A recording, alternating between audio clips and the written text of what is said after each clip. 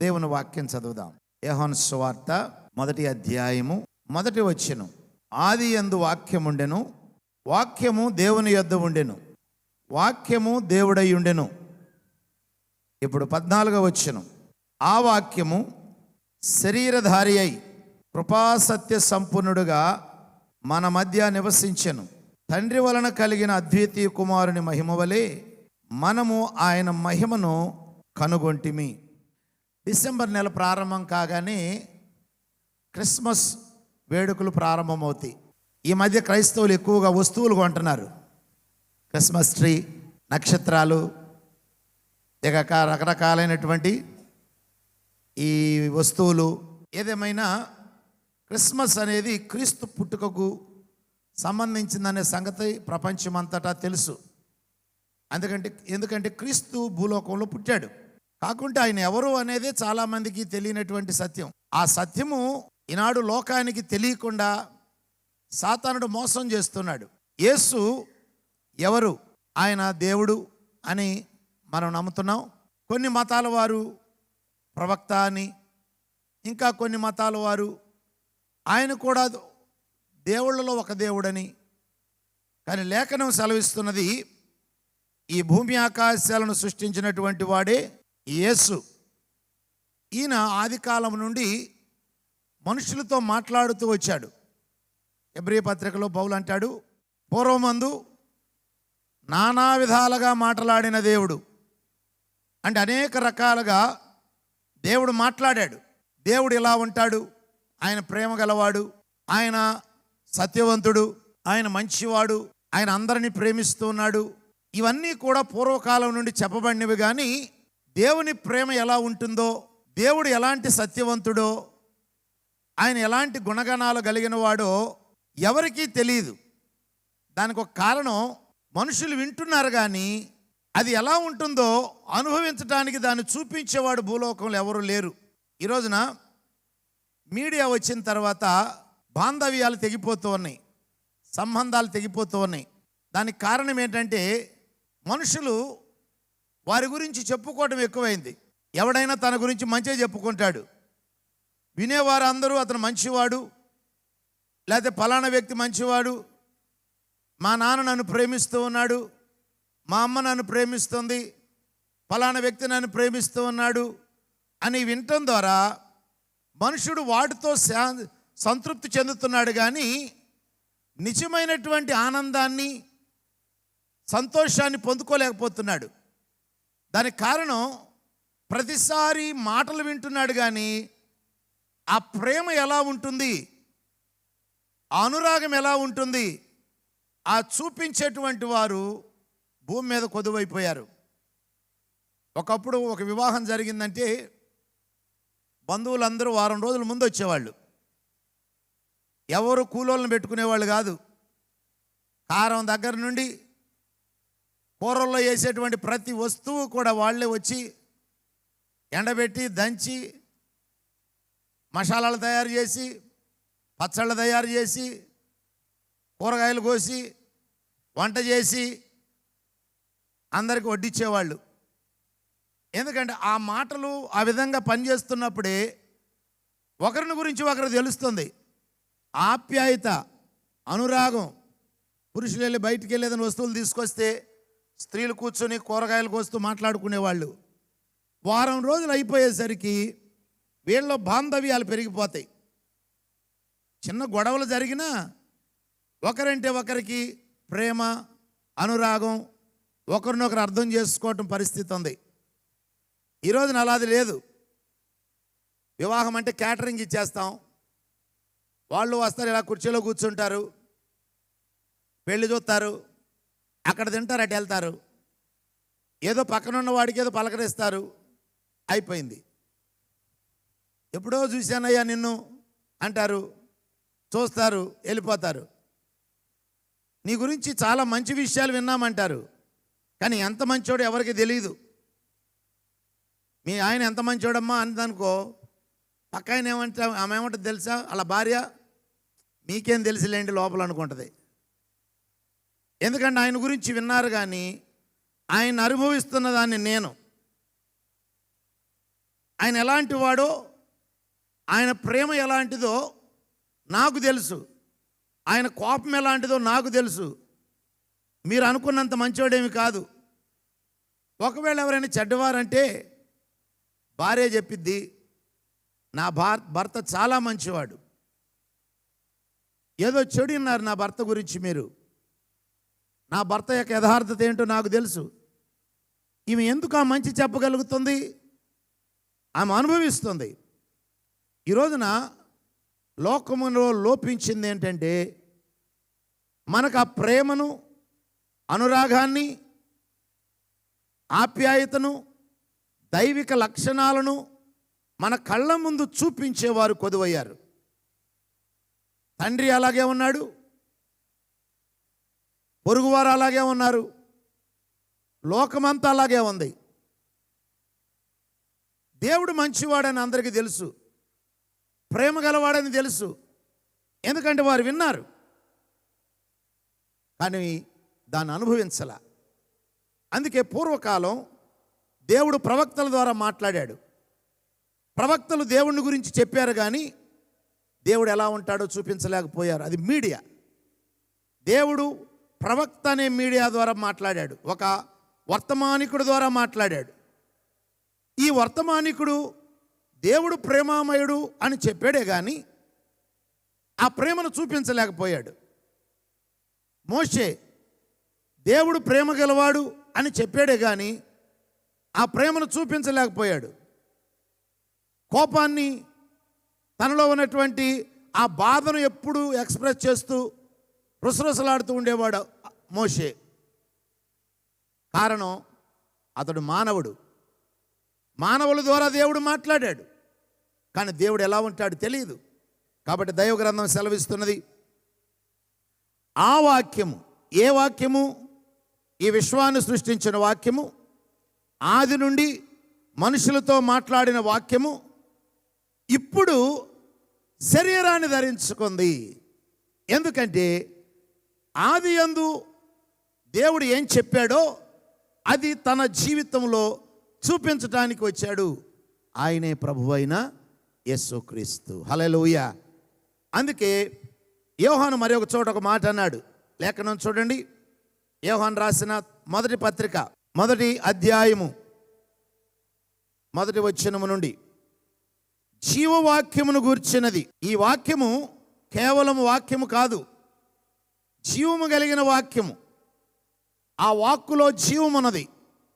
ఆ వాక్యము ఆది నుండి ఏది ఉండెనో ఇది ఆది నుండి ఉంది. మేమేది వింటిమో, ఏమి విన్నాము? దేవుడు మంచివాడు, సత్యవంతుడు, యథార్థవంతుడు, ఇవన్నీ విన్నాం. కానీ దాన్ని ఎవరిలోని మేము చూడలా. కన్నులారా ఏది చూచితిమో ఇప్పుడు చూచాం కన్నులారా.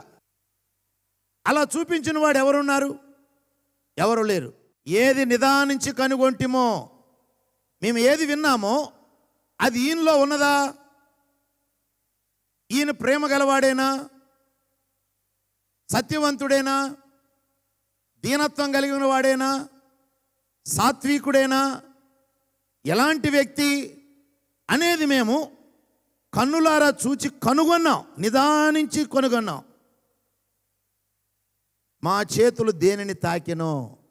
ఈ తాకిననే మాట ఎందుకు చెప్పాడంటే, ఆ వాక్యము శరీరధారి అయి మాతో పాటు ఉన్నది. మేము ఎవరో చెబితే విని నమ్మటం కాదు, మేము కన్నులారా చూచాం. చూడటమే కాదు, ఆయన ప్రక్కన నమ్మాం.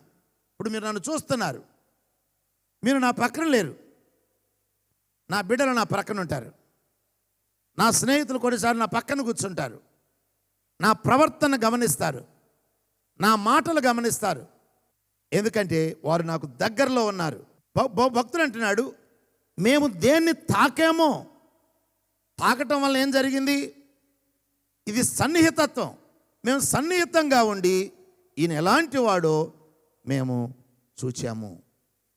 కాబట్టి యేసు దేవాది దేవుడు మానవుడు ఎందుకు అయ్యాడంటే, ఆయన మాటలు చెప్పి వెళ్ళిపోయిన వాడు కాదు. ప్రవక్తల ద్వారా మాట్లాడాడు, కానీ ఏ మానవుడికి దేవుని ప్రేమ ఎలా ఉంటుందో తెలీదు. దాన్ని చూపించటానికి యేసయ్య భూమి మీదకి వచ్చాడు. దేవుని బిడ్డలారా, క్రైస్తవ జీవితం కూడా అలాంటిదే. క్రైస్తవుడు కేవలం చెప్పేవాడు కాదు. లోకానికి సత్యస్వార్త ఎందుకు అందటం లేదంటే చెప్పేవాళ్ళు ఎక్కువయ్యారు. మీడియా ద్వారా కానీ, టీవీల ద్వారా, యూట్యూబ్ల ద్వారా, వాట్సాప్ల ద్వారా, కానీ చూపించేవాళ్ళు లేరు. ఒకసారి ఒక ఆయన ఏదో ఒక మూలిక గురించి చెబుతున్నాడు. ఈ పలానా ఈ 2 వస్తువులు కలిపి వాడండి, మీకు జుట్టు కురులు మర్రి ఓడల్లాగా వస్తాయని చెబుతున్నాడు. అందులో ఒక ఆయన కామెంట్ పెట్టాడు కింద, సరే మరి మీకేంటి బట్టబొర్ర అయింది అన్నాడు. ఆయన రెండోసారి ఇది పెట్టేటప్పుడు ఈ మూలిక నాకు పని చేయలేదు, కొంతమందికి పని చేస్తుంది అన్నాడు. మరి ఆ మూలిక పని చేస్తే నీకు పని చేయాలి కదా, మొదట నీకే జుట్టు, నీదేమో జుట్టు ఊడిపోయింది, ఇది వాడమంటున్నావు, ఎంతవరకు నమ్మాలి నేను? పోనీ ఉన్నవాడు అది ఉన్నా ఒకవేళ ఆ వీడియో తీసేటప్పుడు విగ్గి పెట్టుకుని కూడా తీయటానికి అవకాశం ఉందిగా. మనం ఏమైనా చూసామా? నా జుట్టు చూడండి, వాళ్ళ భార్యని అడిగి చెప్పేది అది విగ్గో లేకపోతే జుట్టో. ఎందుకంటే జీవితంలో చూపించని వాడు చెప్పటానికి అనర్హుడు. దేవుడు చెప్పాడు, మనుషులకు అర్థం కాల. ఎందుకంటే ప్రవక్తల ద్వారా మాట్లాడినా అది మీడియాని అయిపోయింది. ప్రవక్తలు చెప్పారు, చూపించలేకపోయారు. చివరికి మోషే కూడా, సాత్వికుడని పేరుగాంచిన వాడు కూడా ద్రోహులారా అన్నాడు ఒక చోట. యేసయ్య ఎక్కడైనా ద్రోహులారా అన్నాడా? తను ముద్దు పెట్టుకున్నటువంటి ఇస్కరియోతును కూడా యేసయ్య చెలికాడా అన్నాడు. చెలికాడా, నన్ను ఎలాగూ ముద్దు పెట్టుకుని అప్పగిస్తున్నావా? ఒకసారి ఇస్కరియోతు గురించి యేసయ్య ఏడ్చాడు కూడా. అతను పుట్టకుండా ఉంటే మేలు. ఎందుకు ఆ మాట అన్నాడంటే అతను కలగబోయేటువంటి నష్టాన్ని యేసయ్య జ్ఞాపకం చేసుకున్నప్పుడు ఆయన బాధపడ్డాడు. తను అప్పగించేవాడు ఇలాగే చావాలి అనుకోలా. తను అప్పగించువాడు ఇలాంటి కీడుకు గురవుతాడు కదా, ఆ వ్యక్తి పుట్టకుండా ఉన్నట్లయితే మేలు. అది దేవుని ప్రేమ. అది నీ పట్ల, మన పట్ల, శత్రువుల పట్ల, ప్రతి మానవుని పట్ల యేసయ్యకున్న ప్రేమ. ఆ ప్రేమ యేసయ్య చూపించాడు, అది మనకు అనుగ్రహించాడు. ఈ రోజున లోకానికి కావలసింది ఏంటంటే చెప్పేవాళ్ళు కాదు, చూపించేవాళ్ళు. దేవుని వాక్యము శరీరాన్ని ధరించాలి.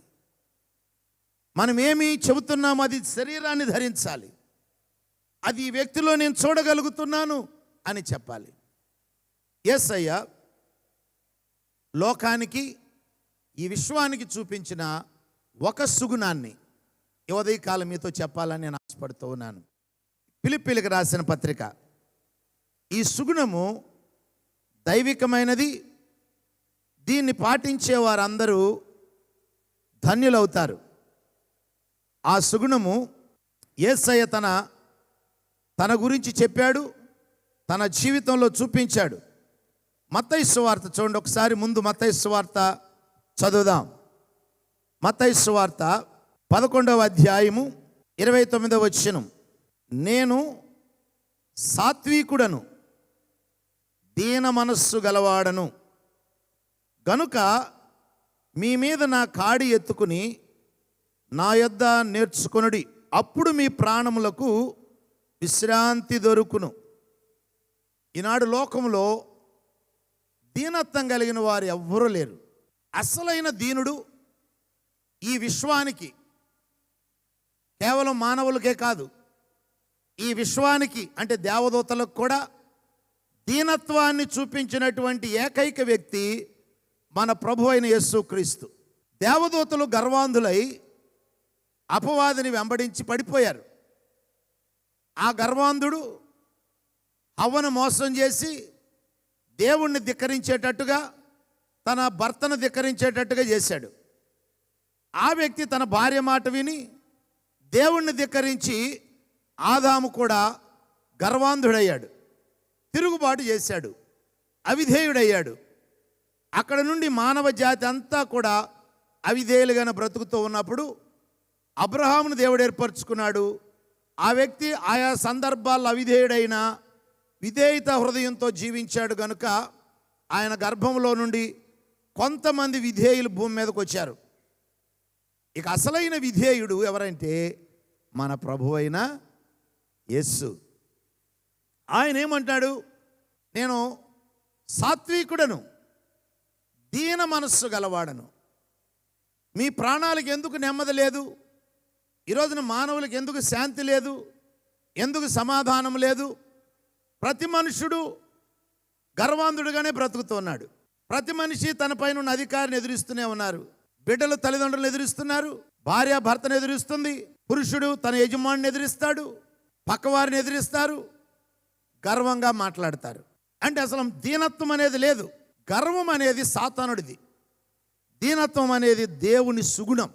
దేవుడు ఎందుకు తగ్గించుకోవాలి? ఎందుకంటే ఆ దీనత్వంలో శాంతి ఉన్నది, సమాధానం ఉంది. అందుకే పేతురు అంటాడు, చిన్నపిల్లలారా మీరు దీన మనస్కులై ఉండండి అంటాడు. ఎందుకంటే దీనులకు దేవుడు కృపనిస్తాడంట. మనమందరము బలహీనులం, మనమందరము కూడా ఏదో ఒక విషయంలో బలహీనులము, కీడు అనుభవిస్తున్న వారము, నెమ్మది లేని వారము, పాపము కలిగి నాశనమైపోతున్న వారం. దేవుడు మనల్ని దీవిస్తేనే దీవించబడతాం, దేవుడు మనల్ని హెచ్చిస్తేనే హెచ్చించబడతాం. దేవుడే సర్వం మీద అధికారి, మన బ్రతుకుల మీద అధికారి. ఆయన మనలను పైకి లేపాలి అంటే మనలో ఉండవలసిన సుగుణం దీన మనస్సు. దీనులకు దేవుడు కృపనిస్తాడు. అందుకే ప్రభు అయిన యేసు భూలోకానికి వచ్చినప్పుడు కొండ మీద ప్రసంగంలో ఆయన చెప్పిన ధన్యతలన్నీ కూడా దీనత్వానికి సంబంధించినవి. ఆత్మ విషయమై దీనులైన వారు ధన్యులు, దుఃఖపడువారు ధన్యులు. దుఃఖం ఎందుకు కలిగింది? ఏదో బాధ వచ్చింది, ఏదో అవమానం కలిగింది, ఏదో కీడు వచ్చింది, దుఃఖానికి గురయ్యాం. ఎవరో ఎదురు తిరిగారు, దుఃఖానికి గురయ్యాం. మన బిడ్డలే మనల్ని ఎదిరించారు, దుఃఖానికి గురయ్యాం. మనం పాపం చేశాం, కష్టం వచ్చింది, దుఃఖానికి గురయ్యాం. వ్యాధి వచ్చింది, దుఃఖానికి గురయ్యాం. వీటన్నిటిలో మనం ఏం చూస్తున్నామంటే మనుషుడు హీన స్థితికి వెళ్ళిపోతున్నాడు. ఆ స్థితిలో మనకు కలిగిన బాధను దేవుడు చూస్తున్నాడు. ఎందుకంటే దేవుడు దీనులకు కృపనిస్తాడు, గర్వాంధులకు ఇవ్వడు. సాత్వికులు ధన్యులు, పరిశుద్ధ హృదయం కలిగిన వారు ధన్యులు.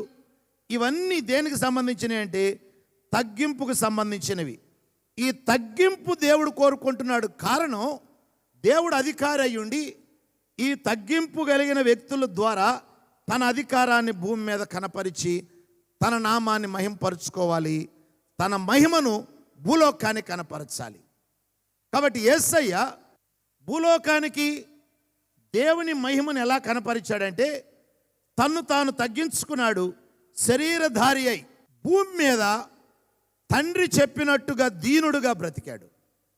ఆ దీనత్వము, తండ్రి అధికారము భూమి మీదకు రావటానికి, తండ్రి మహిమ తన ద్వారా లోకానికి కనబడటానికి కారణమయ్యింది. ఈ రోజున మనలో దీనత్వం ఉన్నదా? ఎందుకు మనకు శాంతి లేదు, ఎందుకు సమాధానం లేదంటే మనం గర్వాంధులుగా బ్రతుకుతున్నాం. సహోదరులారా, గర్వము సమస్త కీడులకు మూలం. గర్వాంధులు పడిపోతారు. ఎందుకంటే గర్వాంధులకు దేవుడు చెయ్యనివ్వడు, కృపనివ్వడు. వారి చెయ్యి దేవుడు పట్టుకోలేడు, దీనుల చేతిని దేవుడు పట్టుకుంటాడు. మీ అందరికీ తెలుసు, మా ఇంట్లో 2 కుక్కలు ఉన్నాయి, పప్పీస్. ఒకటి 2 సంవత్సరాలు, ఒకటేమో 6 సంవత్సరాలు. 6 సంవత్సరాలు ఎంతే ఉంటుంది, 2 సంవత్సరాలు చాలా ఎత్తు ఉంటుంది. పొరపాటున రెండింటిని వదిలిపెట్టామంటే ప్రతిసారి పెద్దది వెళ్ళి దాని మీద పడతా ఉంటుంది. ఇది 2 సంవత్సరాల దగ్గర పెద్ద పాపం, అది చాలా పొట్టిది కదా, పాపం ఏం చేయాలో అర్థంగా తప్పించుకోలేదు. పొరపాటున అది వదలగానే క్రిస్టియనా ముందు కనిపెట్టుకుని ఉంటుంది ఎక్కడ దాని మీద కాలేస్తుందోనని. ఎందుకంటే అది కాలెత్తి ఇది ఎక్కడ చచ్చిపోద్దో, లేకపోతే దీనికి ఎక్కడ గాయాలు అవుతాయో. బలహీనుల పట్ల మన కన్ను ఎప్పుడు జాగ్రత్తగా ఉంటుంది, కనిపెడతా ఉంటుంది, నా బలహీనుడు ఏమైపోతున్నాడు. అలాగే నీ బిడ్డ బలహీనుడైతే ఆ బిడ్డను ఎత్తుకునే కూర్చుంటావు. అదే బాగున్నవాడైతే వదిలిపెట్టేస్తావు. నన్ను వదిలిపెట్టు మమ్మీ అంటాడు ఒకడు, నన్ను వదిలిపెట్టు మమ్మీ. కొంతమంది, ఏం డాడీ నేను ఇంకా చిన్నపిల్లని అనుకుంటున్నావా, లేక చిన్నపిల్లని అనుకుంటున్నావా? అవునమ్మా, నువ్వు నాకు చిన్నపిల్లవే. నువ్వు పెద్దనివైనా నాకు బిడ్డవే, నీకు పెళ్ళైనా నాకు బిడ్డవే. ఎందుకంటే నా బిడ్డ ఎలా ఉంటుందోనని నా హృదయం కొట్టుకుంటూ ఉంటుంది. కానీ డాడీ, నీకంటే నేను తెలియగలదాన్ని. అదేమ్మా, నువ్వు తెలియగలదానివే, కానీ అయినా నా తాపత్రయం అది, నా బిడ్డ ఎక్కడ కష్టపడిద్దో. ఎందుకంటే బిడ్డ బిడ్డే కదా, చిన్నది చిన్నదే కదా. ఆ బిడ్డ పట్ల ఎందుకు శ్రద్ధ అంటే, బలహీనురాలు. నీ బిడ్డల యొక్క బలాలు బలహీనతలు నీకు తెలిసినంతగా ఎవరికి బాగా తెలియదు. నాకు తెలిసినంతగా నా బిడ్డల యొక్క బలాలు బలహీనతలు ఎవరికి తెలియదు. ఎక్కువగా మన బిడ్డల బలహీనతలు చూచి మనము వారికి చేయుతనివ్వాలనుకుంటాం. ఎందుకంటే బిడ్డ పైకి రావాలని. దేవుడు దీనులకే కృపనిస్తాడు. అందుకే తండ్రి అయిన దేవుడు కూడా దీనుడైన యేసయ్యను లేపాడు, కానీ గర్విష్ఠైనటువంటి వాడిని లేపలేదు. గర్వాంధుడైన సాతానుని విడిచిపెట్టేశాడు. ఒక వచనం చూడండి. ఇప్పుడు ఫిలిప్పీలకు రాసిన పత్రికలోకి రండి. ఫిలిప్పీ పత్రిక 2వ అధ్యాయము 5వ వచనం. క్రీస్తు యేసునకు కలిగిన ఈ మనస్సు మీరును కలిగి ఉండుడి. క్రీస్తు యేసునకు కలిగిన ఈ మనస్సు, అది ఏ మనస్సు? వాస్తవంగా ఈ మాట ఎందుకు చెప్పాడంటే, పైన సంఘస్థులమైన మనం ఎలా ఉండాలో చెప్పాడు. 2వ అధ్యాయం 1వ వచనం. కావున క్రీస్తునందు ఏ హెచ్చరిక అయినను, ప్రేమ వలన ఆదరణ అయినను, ఆత్మయందు ఏ సహవాసమైనను, ఏ దయారసమైనను, వాత్సల్యమైనను ఉన్న ఎడల. ఏంటంటే ఇవన్నీ ఎన్ని చెప్పాడు? హెచ్చరిక కానీ, ప్రేమ వలన ఆదరణ కానీ, సహవాసము కానీ, దయారసము కానీ, వాత్సల్యత కానీ ఉన్న ఎడల. అంటే నువ్వు వీటిలో ఏది పక్క వ్యక్తి పట్ల చూపించినా అది ఎలా ఉండాలి? మీరు ఏక మనస్కులుగా ఉండునట్లుగా, ఏక ప్రేమ కలిగి, ఏకభావం గలవారుగా ఉండి, ఒక్కదాని అందే మనస్సుంచుచు నా సంతోషమును సంపూర్ణము చేయుడి. ఎలాగూ? కక్ష చేత కానీ, వృథాతిశయము చేత కానీ ఏమీ చేయక, వినయమైన మనస్సు గలవారై ఒకని ఎడల ఒకరినొకడు తనకంటే యోగ్యుడని ఎంచుచు. అంటే వాత్సల్యత ఎవరు చూపిస్తారు? బిడ్డ మీద తల్లి చూపించేది వాత్సల్యత. వాస్తవంగా వాత్సల్యత అనే పదం వస్తే నా మనసులోకి వెంటనే వచ్చేటువంటిది ఏంటంటే తల్లి తండ్రి. అది ఒక దయారసం. వాత్సల్యత అనేది ఒక దయారసం. రసం ఎలా ఉంటుందండి? మామిడి రసం ఎలా ఉంటుంది? మామిడి తోటకి వెళ్ళి ఒక మంచి మామిడికాయ పండు రసం కోసుకున్నాం అనుకోండి, అది పిండగానే రసం గారుతుడు గబుక్కుని నాగుతాం చేతికైన కాడ కదా, ఎంత రుచిగా ఉంటుందో. తల్లి తండ్రి ప్రేమ అంత దయారసం, అది వాత్సల్యత. అయితే భక్తుడు ఏమంటున్నాడు? నీ తోటివాడి పట్ల నువ్వు చూపించే వాత్సల్యత కూడా నేను అతని కంటే యోగ్యుడిని చూపించొద్దు. అతడు యోగ్యుడు అని ఎంచి వినయమైన మనసుతో ఆ దయను చూపించు. మనము దీనత్వము, బీదలను కనికరించటం, సహకరించటం, ఆ తగ్గింపు ఉన్నప్పుడు అది దేవుని యొక్క గుణం. కనుక మనం ఎన్నడూ యోగ్యులుగా ఎంచుకోవద్దు. దేవుడు దీనులను కనికరిస్తాడు. కాబట్టి దేవుని బిడ్డలారా, మీరు బలహీనులు మీకు ఎదురైనప్పుడు అది ఒక భాగ్యంగా ఎంచండి. ఆ బలహీనుడుకు సహాయం చేసే భాగ్యం ఇచ్చావు ప్రభువా. అలాగే దుఃఖపడేవారు మీకు ఎదురైనప్పుడు వారి ఆదరించండి. అదే అంటాడు, ఏ దయారసమైనను ప్రేమయందు ఆదరణైనను ఉన్న ఎడల. ప్రేమతో ఆదరణే, కానీ ఏది ఉండాలి నీ హృదయంలో? వినయ మనస్సు ఉండాలి. ఎందుకంటే మన యేసయ్య తండ్రితో సమానుడై ఉండి ఆయన మానవుడుగా పుట్టాడు. తండ్రికి ప్రాణం పెట్టినంతగా తగ్గించుకున్నాడు. సాతానుడు గర్వాంధుడై తండ్రిని ధిక్కరించాడు. కుమారుడు విధేయుడై తండ్రి అధికారానికి లోబడ్డాడు. గనుక తండ్రి అంటాడు, ఈయన నా ప్రియ కుమారుడు, ఈయన యందు నేను ఆనందిస్తున్నాను. ఈయన మాట మీరు వినండి. ఎవరి మాట వినాలి? దేవుడు దీనుల మాట వినేటట్టుగా చేస్తాడు. దీనుల మాటను ఘనపరుస్తాడు దేవుడు. దీనుల యొక్క పలుకుని ఆయన ఘనపరుస్తాడు. ఈయన మాట వినండి. ఎందుకంటే ఇలాంటి దీనుడు, నా అధికారాన్ని భూమి మీదకి తెచ్చినటువంటి ఒకే ఒక వ్యక్తి నా ప్రియ కుమారుడు. ఆయన ప్రాణం పెట్టినంతగా నా అధికారానికి లోపడ్డాడు. కనుక ఇప్పుడు నా అధికారంతో నా కుమారుణ్ణి నేను హెచ్చించి నా కుడిపారిశాన్ని కూర్చొని పెట్టుకోవడమే కాకుండా ఆయనకి యేసు అనే నామాన్ని నేను ఇస్తూ ఉన్నాను. ఆయనే ప్రభు. కాబట్టి యేసు అనేటువంటి ఈ వ్యక్తి ఎవరు ప్రభు అని ఒప్పుకుంటారో వారందరికీ పరలోక రాజ్యం. హల్లెలూయా. యేసే ప్రభు అని ఒప్పుకోవాలి. ఎందుకంటే ఆ నామాన్ని, ఆ బిరుదును నేను అనుగ్రహించాను నా కుమారుడు. కారణం, నా కుమారుడు దీనుడై నా అధికారాన్ని భూమి మీదకి, ఈ విశ్వమంతటికి తీసుకొచ్చాడు. ఇప్పుడు నా కుమారుని ద్వారా నా మహిమను సర్వలోకానికి కనబరచగలుగుతూ ఉన్నాను. హల్లెలూయా. అందుకే కుమారుని కంటే పైన ఎవరు లేరు, ఒక తండ్రి తప్ప. తండ్రి కంటే పైన ఎవరు లేరు ఇక. ఎందుకంటే తండ్రి ఒక్కడే తన కుమారుని ద్వారా తన మహిమను ఈ విశ్వమంతటికి వ్యాప్తి చేయగలుగుతున్నాడు. కారణం, ఈ కుమారుడు తండ్రి అధికారానికి లోబడ్డాడు. ఆయన అధికారం ఇప్పుడు భూమి మీదకి వచ్చింది. ఈ విశ్వమంతటా దేవుడే, తండ్రి చెప్పేదే శాసనం. ఎందుకంటే దానికి లోబడ్డటువంటి కుమారుడు ఈ భూమి మీద ఉన్నాడు. అలాంటి దీనత్వం క్రైస్తవ సంఘం మనం కలిగి ఉంటే దేవుడు నిన్ను హెచ్చిస్తాడు. హెచ్చించుకోవడానికి ప్రయత్నించవద్దు. నువ్వు తగ్గించుకో. దేవుడు తగిన కాలమందు మనల్ని హెచ్చిస్తాడు. తరల వంచండి, ప్రార్థిస్తాం.